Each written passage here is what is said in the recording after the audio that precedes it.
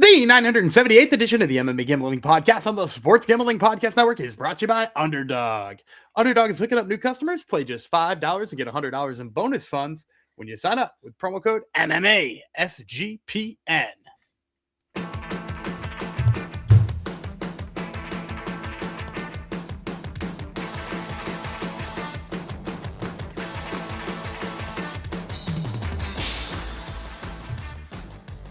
Howdy ho, degenerinos. Welcome to episode 978 of the MMA Gambling Podcast and the Sports Gambling Podcast Network, dedicated to, of course, our boy, Stephen Asplund. Came through for us. I assume he's all of our boys now. Originally Gumby's boy, and now, of course, by proxy, he's our boy as well. Our guy Sean Sharaf, I got to give a shout out to that guy for surviving long enough for the over 1.5 to hit. Right. Oh, yes. You hit that by about a minute, right? Or like a minute and 18 seconds, I believe it was. Just held on. Yeah, quite a fight night. That's Danny Gumby Breeland. I'm Breeland. I just called you Damley Gumbly Breeland is your name now. I am Jeff Bandana. My brother enjoys Bandana just being a nickname with no Anna in front of it. So I'm glad at least one person enjoyed that. I'm Jeff Bandana Fox. We probably should talk a little bit about the end of the UFC for 2025 because quite the event for us. I went 10-1. Gumby went 9-2. We did good. Both hit a dog. Both whiffed on a dog as well. You whiffed on two maybe, and I whiffed on one other. But I whiffed on Charrier. Right. And then was there another one I whiffed on? Costa did not whiff on Charrier, did he? No, man. The crazy thing is that like I whiffed on Raw Dog too, because I had Raw Dog. Both of those cases, it was like those guys are tough until they weren't. Because like up until part of my reason for picking both those guys was like they had never been knocked out, or never been like recently knocked out, and then like both of them just brutalized. That's got to be a Manel Cape title shot, right? Like I know we were talking about Tatsuro Taira, but like Taira lost to Raw Dog not that long ago, and like Cape just brutalized him, which is exactly what the UFC wants in like 30 seconds. As long as Pantoja needs some time to recover, which I got to imagine that elbow's messed up. You could run Van versus Cape, and that's a sick fight. Yeah, I guess it probably depends on where they want to run it. Like if they want to make an Asian event, they may want two Asian guys fighting. No, but no, because I would say hot take: Manel Cape's bigger in Japan than Tatsuro Taira. That's right. That's where his career was. I could be wrong about that, but this is a guy who like ran through a bunch of like Ryzen champions and was a Ryzen champion for a really long time. Like he has got a really big following in Japan, and maybe I'm talking out of turn by saying like bigger star over there, but like. I bet he's pretty close. He's fought on bigger events in Japan than Taira has. Well, we have exciting options nonetheless at flyweight. I'm sure UFC will find the least enjoyable one for us, and they'll make that happen. So I didn't quite catch up to Gumby. You beat me by $400. So basically, congratulations to Gumby. This is only the second time in the last 4 years. The second time in the last 4 years. No. Since 2020, dude. 2020 was only part of a year, but So twice in 4 years. And you basically ran the. No, your math is off there. 20, 21, 22, 23, 24. No, you said 20 didn't count because it was a partial year. Fine. 21, 22, 23, 24, 25. Okay. Anyhow, I'm still beating you. But you ran the board. Other than I barely beat you with our dog of the week, but we both ended up losing money there. But I barely beat you. But yeah, you ran the board elsewise. Your consensus picks were 66%, which is a very good hit rate for us. So anyhow, fun year. Hopefully everyone made some moolah off of it. We're putting the UFC to bed. We'll be talking more UFC in a few weeks when we're gonna get to our futures picks. You guys love those. So I think we probably hit a few. I haven't looked, but I think I went back and I looked. You threw out Joshua Van at like 50-1. You didn't. It wasn't your best bet. But when I was like, "What's a long shot you like in flyweight?" You were like, I don't know, Joshua Van's kind of young and fun. And I was like, I went back and listened. I was like, oh, look at that. Oh, good for me. Good for me. Yeah, so we'll be doing that come the end of the year. But as you can see by the title, we actually have an event to cover this week. Actually, we have 4 events covered this week, which is very very beneficial for us because content this time of year is can be tough. Is crucial. And it can be a barren wasteland, but we got some PFL, as you can see by this episode. KSW, excuse me. PFL will be tomorrow. Yep. And then we have a couple more events this week. So good times. And then with UFC out of the way, we'll probably find more. The line's easier to find at other casinos or online betting sites is what I'm trying to spit out here, Gumby, right? They'll be more readily available. Sportsbooks is a word you can use. Yeah. Sportsbooks is probably the word I was looking for all along. Mr. Breeland. All right. Before we get into the winning place, and we have odds too. So maybe that backs up what I was trying to spit out there, which I didn't really do a good job of. But before we get to that, a reminder that you can get access to all our free picks and podcasts in one convenient place, the SGPN app. So download it for free in your app store. Just type in SGPN. All right. I almost skipped right over KSW, but this is a pretty big KSW event. We have 2 title fights on the card, some other names in it. You may recognize an Olympic bronze medalist on the card, a former UFC heavyweight on the card. It's going down in the Atlas Arena in Łódź, Poland. I think that's about 15,000 capacity. I'll always look these up because sometimes they can be massive ones that they're running, but this is a pretty the Octagon at the end of the month is 20K for the O2 in Prague. So that's a big one too. Nice. So this is KSW 113, Bartosiński versus Tulshaev, Łódź, Poland. So we're gonna have some fun names for me to say. Noon on Saturday. Internet pay-per-view. So head over to KSW. Website to find it. 10 bouts. We're going to go in depth on half of them, and then Gumby will have another half of them to pick for lightning round. Any thoughts on the card that I didn't touch on already, or you just want to dive into it? I mean, you mentioned all of the accolades at the top. You got a former UFC fighter in there too, which doesn't hurt, and we're kicking things off right there. Got it. Augusto, Sakai. He's a former everything fighter, actually, as you'll see by his resume. He's been around the block. He's from Brazil. Marcin, Wójcik, he is from Poland. They're fighting at heavyweight. Wójcik is an easier Polish name for me, so I appreciate that. All right, we will tell you about, the odds, I assume, Gummy, as well? Yes. The guessing game? I'm familiar with the odds.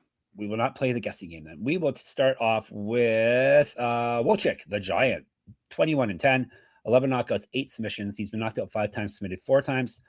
7-5 in KSW, lost win over his last 4, 7-2 over his last 9, TKO win in his last bout. 1-0 in PFL, multiple regional championships on his mantle. Correct. Get our shirt, get our merch, our shirts, plural. Get our merch, sportsgamblingpockets.com/store. He fought down at light heavyweight, 2007 pro MMA debut, -109. I paused to which one I would do first because this is almost a pick 'em on the board here. So he's -109. We go to Sakai now, 17-6-1, 11 knockouts.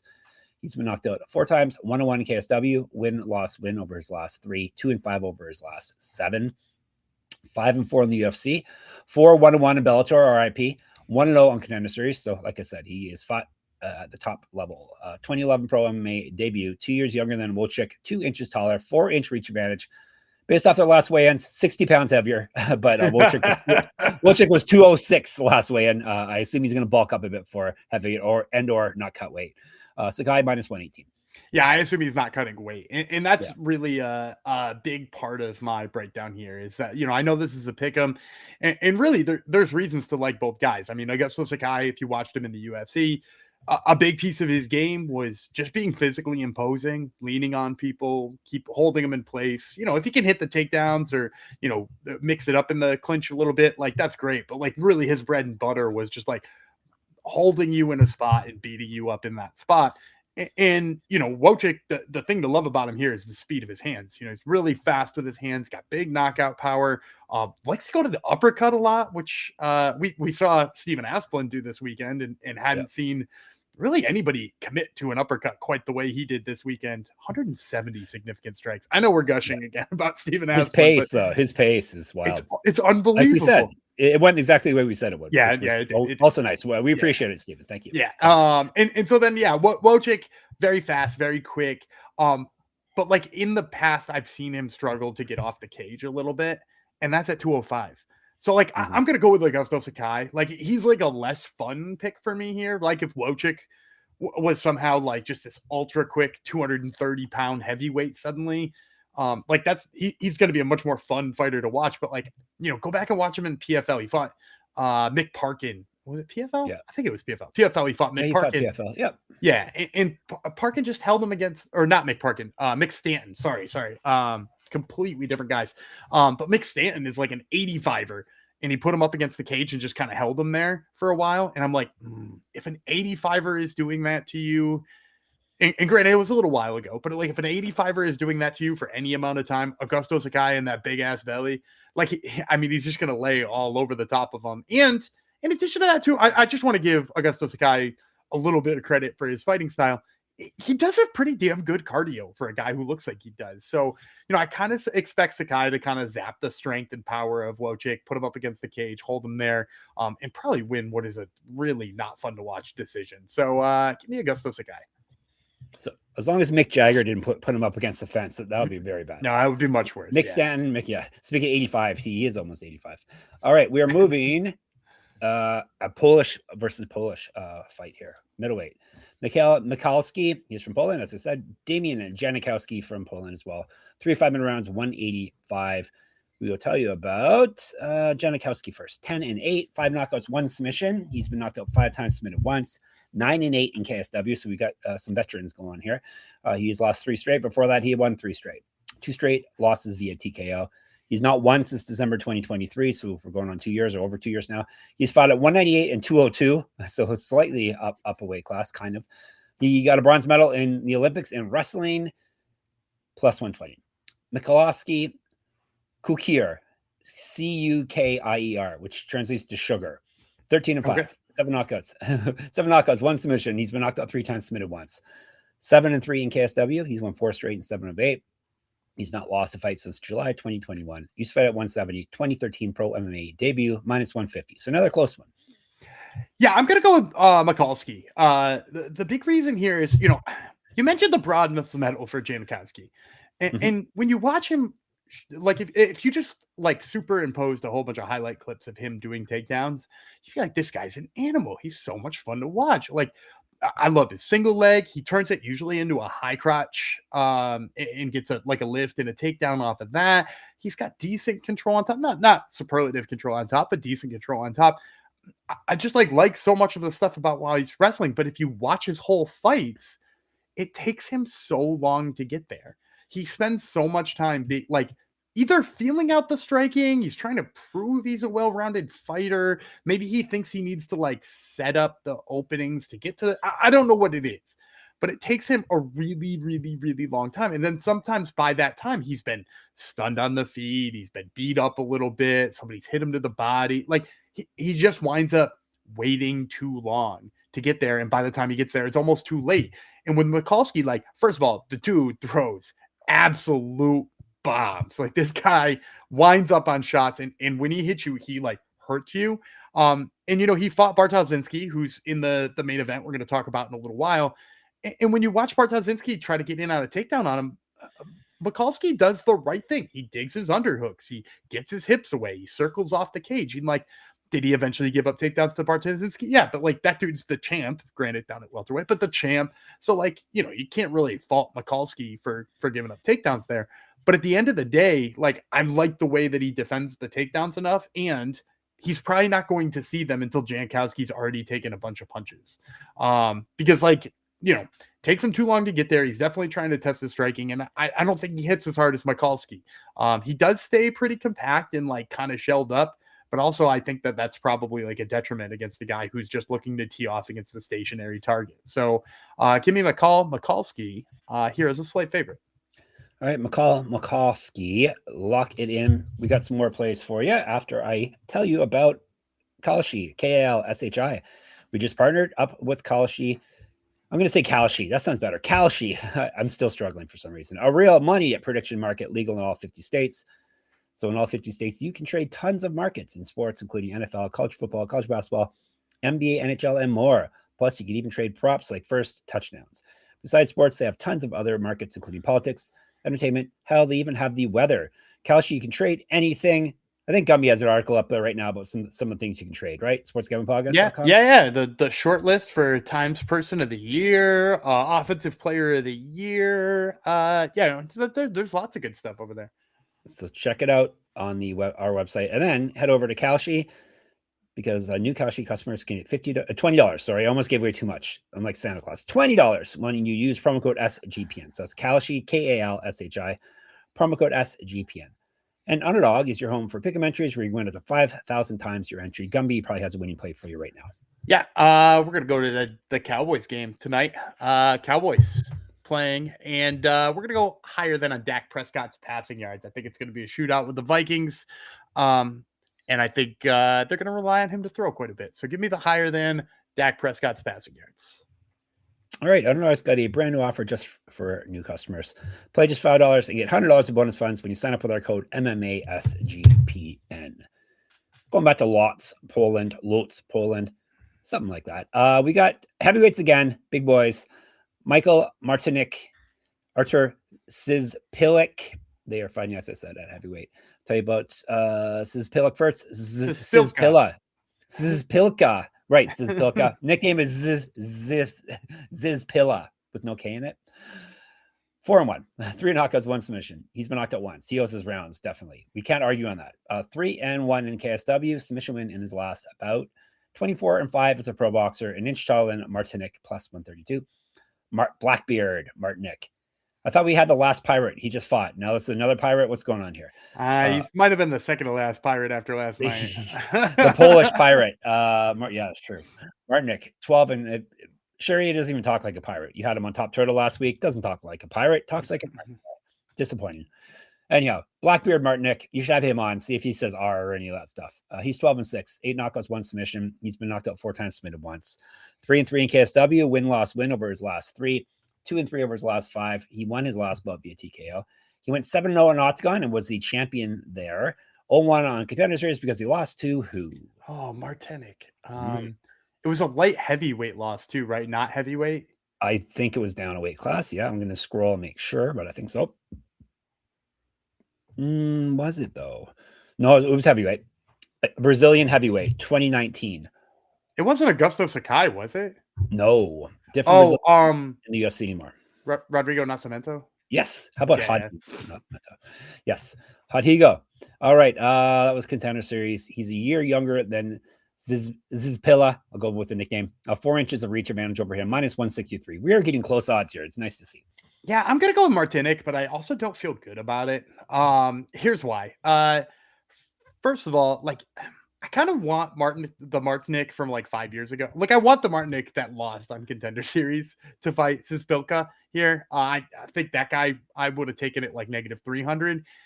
He pumps a really nice jab. His hands have always been kind of smart, particularly for a big guy. He's not one of those heavyweights who over swings. He's let's keep making Stephen Asplund references as long as we can. He's a more technical boxer, kind of approach to Stephen Asplund brings. But my big concern is just that over the years, particularly in his last few fights, he looks a lot slower. And that technical style works as long as you can turn up the pressure and be fast. But once you start to slow, makes me concerned. And it's also led him to back up a lot now too, because he's overwhelmed by the speed coming the other way. So I really thought about taking Szpilka here, but the bottom line is I watched a bunch of his film and was so confused about what he's supposed to be good at, because he was a pro boxer for a really long time. He boxed Deontay Wilder, and a whole bunch of other high profile. He went into the 9th round with Wilder, which is kind of amazing for a guy who I haven't been really impressed with his striking in MMA. His last fight, he got clipped on the feet. The guy wound up on top trying to finish him with ground and pound. And then all of a sudden he just holds the guy's waist and just straight up turns him over and winds up in an arm triangle choke and wins. And I'm this guy's supposed to be a boxer. What the hell is going on? And it was on one hand, you're well, it's really good. He got out of there and it's cool that he's got some sub skills. But then you're how bad is the dude he's fighting that he just basically turned him around whenever he felt like it. So I don't think Martínek is that kind of guy. And so the fact that Szpilka is getting tagged by these types of guys means I think he's hittable enough that Martínek is going to have a lot of success with the jab. I also just kind of think that you mentioned the big reach advantage for Martínek. I think that'll probably help him out a lot here, since he's a guy who likes to keep range and stay safe and poke the jab. I think that'll probably carry for him. I would say I'm not like going out of my way to like find a Martínek at like -160, but if this came down a little bit, maybe I'd be interested. I just at the end of the day couldn't get in on the other side either. Okay. We'll lock it in. You like when I say that. Nothing but title fights the rest of the way. KSW middleweight championship going on the co-main event. Paweł Pawlak is the champion, is from Poland. Laïd Zerhouni is the Laïd Zerhouni is the challenger. He's from France. 5-minute rounds. They do 5 rounds in KSW. Do they not? They do. Yes. Yep. 5-minute rounds. Let's break it down by the challenger first. Of course, Zerhouni, 15-9 with 1 no contest, 6 knockouts, 8 submissions. He's been knocked out once, submitted 6 times. Not durable. 4-1 in the KSW or KSW. He's won 2 straight and 6 of 7. Past 2 wins, both via TKO. Multiple regional championships on his mantle. Correct. Get our store, go to the store, get our clothes, get our merch, get all the good stuff. Boy, oh boy, oh boy. sportsgamblingpockets.com/store. Now I'm choking myself. He's fight at 170, Zerhouni. 2015 pro MMA debut, 6 years younger than Pawlak, plus 175. The champ is Plastino, which is a little plastic, right? I don't think so, but sure. No, well, when I translate it, it just says plastic, but it's got Eno, so I'm going to call him Little Plastic. It says funnier, okay. Right? Yeah, that's definitely funny. Yeah, I'll give you that one. Little Plastic, middleweight though. He's 24-4-1, 11 knockouts, 3 submissions. He has never been finished in a fight. Now that is durable. 6-0 in KSW. He is a champ. He's successfully defended his title twice. He's won 9 straight and gone 10-0-1 over his last 11. He's not fought though since July 2024. He has not lost since December 2018. 1-2 in the UFC. I forget that he was in the UFC. It was like over a decade ago, I think. Yeah, quite a long time ago. He fought Leon Edwards, I believe, one of the fights, and lost to him. Regional champ. Was that the really fast Leon Edwards knockout? I don't know. It was like 11 years ago. Okay. Like I remember. Did he used to knock people out? Yeah, that's my point. It's like there's like a fight card where like him and Seth Baczynski both got very quick knockouts, and I remember it vividly being like, how the hell did that happen? Yes. No, it was decisions. So okay. Right. He lost to Peter Sabota, beat someone named Sheldon Westcott, who I don't even remember. He was on the tough. That was Tough Smashes. Sheldon Westcott.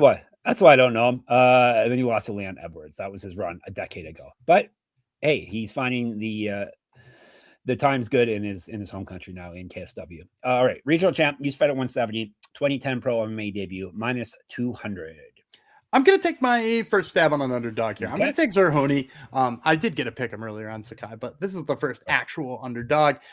I think, first of all, the hand speed is going to be a big difference here. Zerhouni, when he boxes, is a lot quicker. I also, in terms of how Zerhouni could win this, I also just like prefer his finishing power because, you mentioned Pawlak hasn't been finished, which, obviously that doesn't mean he's durable in some ways, but like he also doesn't really get finishes. He's kind of like a safe fighter. It feels like his punches don't do a lot of damage, whereas like you can't feel that way when you watch Zerhouni box. Like he is 100% hurting people when he throws. So like I like that about Zerhouni.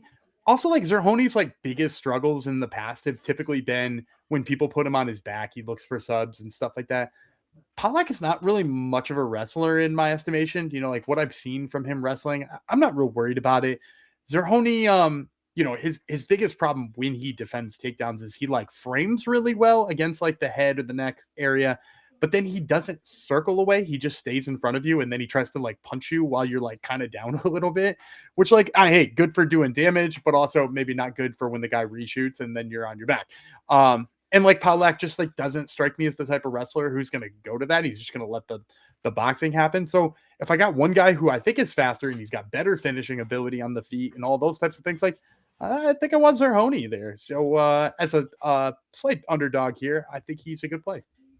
All right. Yep. He's not just grabbing random dogs. He's telling you why he's taking it. So there you go.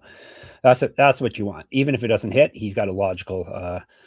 No, it'll hit. It's regional. Well, we haven't actually done an update. Maybe we'll do that tomorroall. I gotta hit the spreadsheets a little harder. I didn't update after this weekend. So, and it was we'll update before the end of the year. Pretty chalky weekend too. Yeah. All right. Let me tell you about Novig, Novig. We are brought to you by Novig. Novig is America's #1 sports prediction market. Novig, you're getting the best prices because they have reduced juice. Download the Novig app and get $50 when you spend $5 if you use our promo code SGPN. Get in on the action with no big promo code SGPN. And Rhythm, RITHMM. Rhythm has crushed NFL this season, especially on props. They've been really good at identifying when to fade players and take those unders. College basketball is up and running, and with 300 plus schools, Rhythm has predictions for every game, every night. It pairs nicely with the college experience shows with Mac, Colby, and Noah. Every game you're prepared. Make sure you're subscribing to TCE on YouTube and/or your podcaster of choice. It's super easy to join. Rhythm, not no big good too. Super easy to sign up to Rhythm, run predictions off the house model, or make your own and play with these sliders. With so many sports and the holidays, this makes it easy to get an elite prediction on a game. That way you can focus on other sports or on playing with your sliders, either or. Gumby, do you have a play for the people? Sure. Yeah, we already mentioned the Cowboys game tonight. Cowboys over the Vikings on the money line. Give me that. All right. Give them that. Use promo code SGPN25 when you download the Rhythm app for 25% off your first month. So that's Rhythm, RITHMM, promo code SGPN25. And remember, holiday shopping season, just type in SGPN wherever you check pretty out. Much everywhere. Pretty much everywhere. You'll get a discount. All right. Main event, they don't do it the UFC way where they higher weight class headlines. This is the welterweight championship. Adrian Bartosiński, he is from Poland. Muslim Tulshaev, he is from Germany, I believe. Yes. Germany. 5-minute rounds. We'll tell you about Tulshaev first. Euros is the nickname. 14-3, 6 knockouts, 5 submissions. He's been knocked out once. That's durable. 4-0 in KSW. It's part of a 4-fight winning streak and 9 of 10 wins in his favor. He's won the last 4 via TKO. He's not lost since May 2022. He has fought at 145, 155, and 181, the vaunted weight class of 181. 2012 Pro MMA debut, 4 inches taller than Bartosiński, 7-inch reach advantage, so he's going to be way bigger, plus 350. The champ, Bartos, you can call him, 17-1, 11 knockouts, 2 submissions. He's been submitted once. He's durable as well. 10-1 in KSW. He is a champ, 3 successful title defenses under his belt. Maybe that's why he's headlining, 1 more than Pavlik has. He did win his last bout. He went up to 185 2 bouts ago and then lost to, do you remember who he lost to, Gumby? A legend. Not off the, Materla? Nope. A bigger legend. I can't remember. Mamed Khalidov. Oh, Khalidov. yeah. KSW. He got armbarred, right? Yes, correct. Yeah, there you go. He remembers now. So yeah, that was his foray. I think he fought years ago at 185 as well, but mostly he's at welterweight. He's a year younger than the challenger. He's at minus 450. So this is the biggest odds we have on the card. At least the fight's recovering in full. Yeah, and you said Tulshaev is going to be way bigger. First of all, that's wrong. Yeah. He will be way taller. Yes, he will not be bigger. He is very bony, very slender. This is a Bartosiński spot for me. He's a good boost for any of your parlays that you want to make look a little nicer. Yeah, definitely. Look, Tulshaev, real wiry kind of guy, wants to box, but kind of like swings really like to the point where he almost looks off balance sometimes when he's boxing. And Bartosiński on the feet, not flashy, very fundamental, simple, good marching forward. Make sure to like punish you for your mistakes. But the more important thing is the takedown game's there. He shoots a takedown really well. He's up against a big lanky opponent who's going to give it up. The only thing about his grappling game that I don't love is sometimes his submission defense doesn't look good. The aforementioned submission loss. But like other times it's looked like he was going to get triangled. But like Tulshaev doesn't really strike me as the kind of guy who's going to sub him off his back. I think Bartosiński just puts him on his back right away, as early as he wants, beats the hell out of him there until he quits. So give me Adrian Bartosiński. All right. Give him Adrian Bartosiński. This give you a recap, but don't you go away.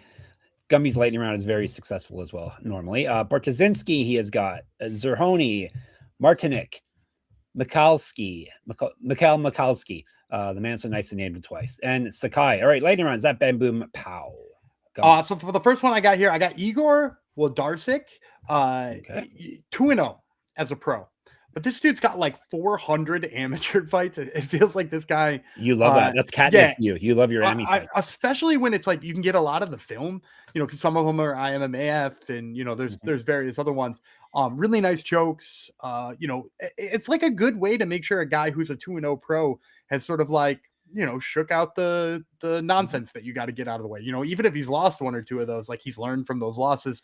Whereas like sometimes you get those 2-0 pros or those 6-0 pros, like AJ Fry this past weekend. Like that dude fought amateur twice, and Bisping was like, "Oh man, that's awesome," because Derek Brunson said he was ready, and he's like, "Yeah, but he wasn't." That's the other thing. But Włodarczyk, really looks like he's got a good renegade choke game, good positional game. Definitely well-rounded for a guy who's 2-0. And then the other one I'm going to take is Krzysztof Gaburic.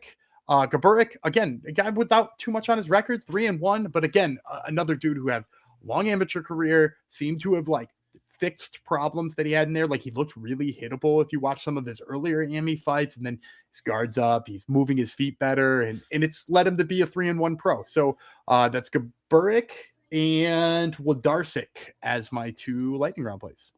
Włodarczyk -333, Gaburic +190. There you go. Which one's like plus 190? Gaburic. Okay. He's a dog. Yeah. All right. I see my like plus that. 163 and +190 is the best of. I did not expect that. I expected these to be like a couple of parlay pieces, but I'll take that. Yeah, definitely. All right, you are set for KSW. We've given you 7 of the 10 fights we've given you winners for. I'm sure someone will want the other 3, so you can always hit us up in the Discord, sportsgamblingpockets.com/Discord. I assume, were you in there at all last night? I assume if everyone told us they were happy. Yeah, I mean, I gotta call out our boy Venezi for just a second. Yeah. He faded a couple of our picks early and then had to fall in line. Good. See, it's good. That's a proper way to get people back in line. Yeah. Shout out to you. I think he was on Teresa Bleda right off the gate, and it felt bad to him. that will teach you for trying to use your own brain. Don't use your brain. Let Gumby and I think for you. All right. If you want more PFL or any PFL, KSW, I really want to get to the PFL, don't I? KSW or PFL or anything. We're in the Discord, as I said. You can hit us up in the comments, as people like to do. Hate mostly is love. A few hate. That's MMA Gambling Podcast. Twitter, SGPN MMA. I don't know what we get there. Do we get anything on that account, Gumby? Do people give us hate there or not? Yeah, not really. No. Once in a while. Ignore it. Once in a while. Yeah. It's a surprisingly nice community that we built here, which is nice. He's at Gummy Vreeland. I'm at Jeff Fox Writer, at Jeff Fox Writer on Instagram. You can check out my Substack. No more pick'ems for the year, but they'll be back next year. I'm sure I'll come up with some articles to write over the next few weeks, year ends type of things. That is moneymma.substack.com. Gumby never sleeps with his other podcast, Top Turtle. He had the aforementioned Stephen Asplin on last week. The jinx is over. If there's any doubt, there actually. I also had Morgan Charrier on there. Who else was on it? You had Jamie Lynn Horth. Okay, yeah, 2-1. That's not bad with 2 knockouts. That's okay. Yeah. How about this week? We got Guram Gokachvili. Which I hope you didn't say. I hope you didn't say that to him. He coached me through it when we did the interview.